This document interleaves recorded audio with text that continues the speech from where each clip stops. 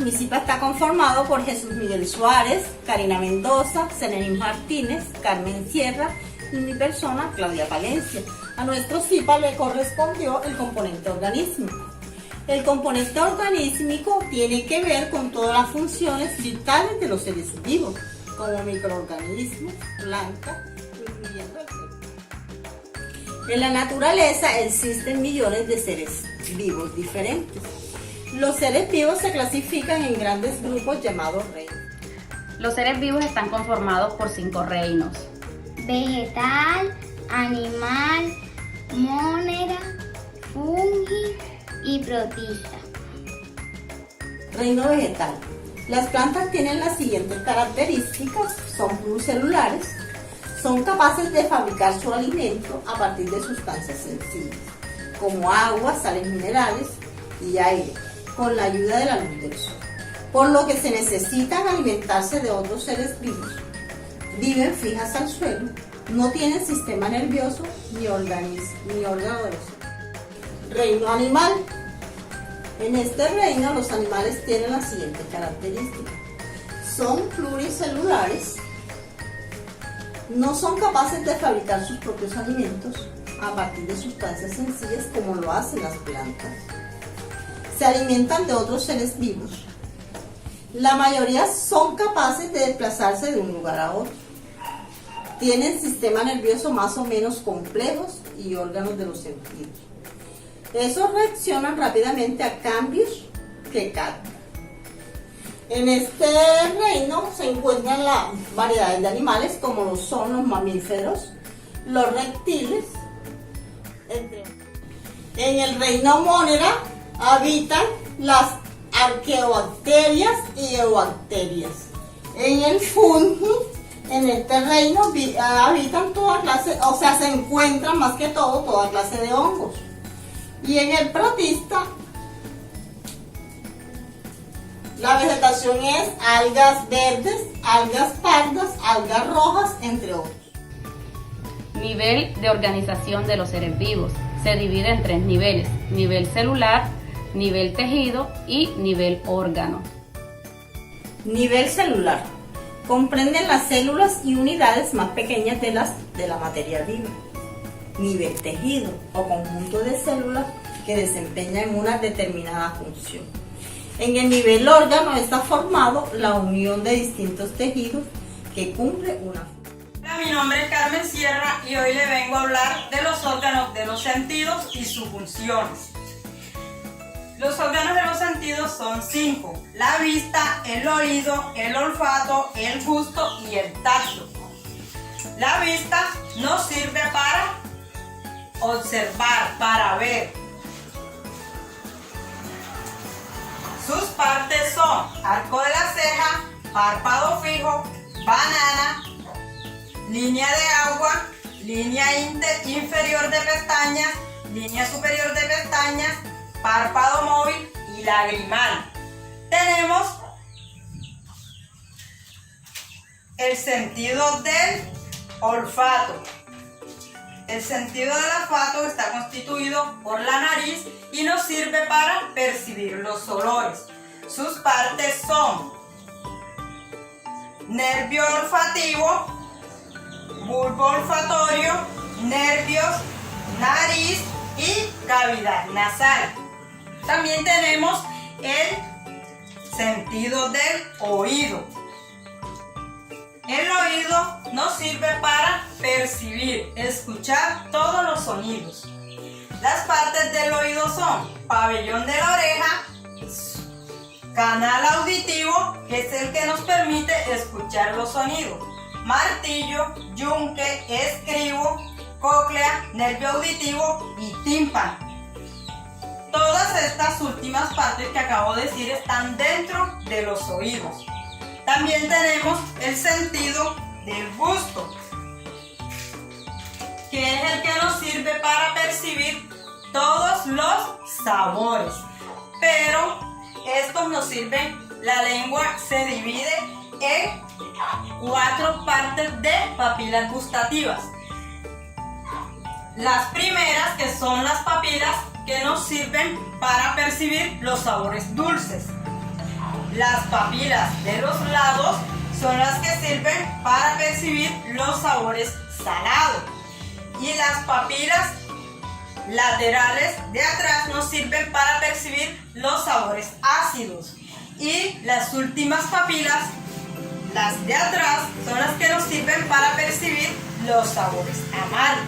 Por último tenemos el sentido del tacto. El tacto es el sentido con el que percibe nuestra piel. Este nos permite tocar, percibir temperaturas altas, medias y bajas. La mayoría de los sentidos están protegidos por vellosidades. Estas vellosidades cuidan la piel para que algunas sustancias no vayan a llegar directamente a la piel. Por ejemplo, en el ojo tenemos las cejas y las pestañas, que estos protegen nuestros ojos, permiten que cerremos los ojos para poder dormir, y las cejas que nos protegen de algún químico o de alguna sustancia que nos caiga de arriba de la cabeza. Tenemos en el oído, también tenemos unas pequeñas vellosidades que nos sirven para protegernos de que se introduzcan algunos insectos. Igual que en la nariz también existen unas vellosidades que protegen todo lo que es el olfato. En el gusto no tenemos esas vellosidades, pero tenemos las papilas gustativas, que son las que nos sirven para percibir todos los sabores. En el tacto, que es en la piel, también tenemos vellosidades que nos cubren de muchas cosas. Por ejemplo, también nos permiten mantener una temperatura en el cuerpo. Esos vellitos no permiten que suframos de mucho frío, y si sufrimos de frío, cuando se nos eriza la piel, ellos van a estar todos paraditos esperando cualquier acción. Gracias. Organización celular. La célula es una unidad de organización. Posee una estructura funcional para el cumplimiento de sus fines. La célula se clasifica por sus unidades fundamentales y por la forma en que obtienen energía. Las células se clasifican como eucariota, procariota, bílicas. Estas se estructuran y se definen de acuerdo a su necesidad de energía y así poder cumplir con sus metas. A mí me correspondió hablar de la reproducción de las plantas. Existen dos tipos de reproducción de plantas. Un tipo de reproducción es la reproducción sexual y el otro tipo de reproducción es la reproducción asexual. En la reproducción asexual no implica la unión de células, y en ella los individuos se desarrollan para dar otros idénticos a ellos. En la reproducción sexual, aquí se da la unión de células germinales especiales, o sea, los gametos, que tienen variedad genética debido a la meiosis. Esto ocurre cuando se une una célula sexual masculina con una célula sexual femenina, dando origen a una semilla que producirá una planta. La reproducción asexual es cuando se reproducen a partir de las partes de su cuerpo, sin que intervengan las flores o semillas. Entre las plantas que se reproducen asexualmente tenemos los tubérculos, los estolones y los rizomas. Los tubérculos son raíces engrosadas que facilitan la propagación subterránea. Ejemplo de ellos, la batata. Los estolones son todo lo contrario, porque son tallos aéreos que sirven para propagar las plantas. Entre ellas tenemos como ejemplo las flores. Y los rizomas, estos son los tallos subterráneos con varias yemas que crecen horizontalmente, emitiendo raíces y brotes herbáceos. Ejemplo de ellos, los carrizos. Ahora hablaremos de los tipos de reproducción sexual de las plantas. Existen varios tipos de reproducción sexual. Entre ellos tenemos, primero, la isogamia, segundo, la anisogamia y tercero, la oogamia. La anisogamia es la unión de gametos de iguales formas y tamaños, pero de polaridades distintas. La anisogamia es la unión de gametos distintos en forma y tamaño y de polaridad totalmente opuesta. La oogamia es un caso especial de anisogamia, pero con un gameto femenino inmóvil y de mayor tamaño que el masculino. Los gametos femeninos reciben varios nombres. Se les puede llamar ovacélulas, oosferas, o los gametos masculinos se llaman anterozoide, anterozoo, espermatozoide, espermatozoo y espermáceo. También existe un tipo de reproducción en las plantas que se llama angiosperma.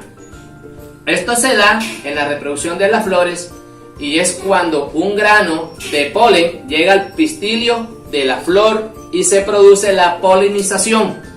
Al entrar en su interior y una vez están los óvulos fecundados, se forma la semilla. En resumen, las etapas de la reproducción sexual en las plantas se da de la siguiente manera. Primero, formación del polen en los estambres. Segundo, polinización, y es cuando el grano de polen llega al pistilio. Esto se puede producir de muchas maneras, entre ellas por el viento y otra transportada por los animales. Los gametos masculinos llegan al interior del gineceo, donde se encuentran los óvulos mediante el tubo polinizador. Fecundación es cuando se produce la sigmanía o unión de los gametos femeninos y masculinos. Quinto, fertilización. Aquí se forman las semillas. Y por último, el sexto, que es el gineceo, es donde ya se convierte en el fruto. Muchas gracias.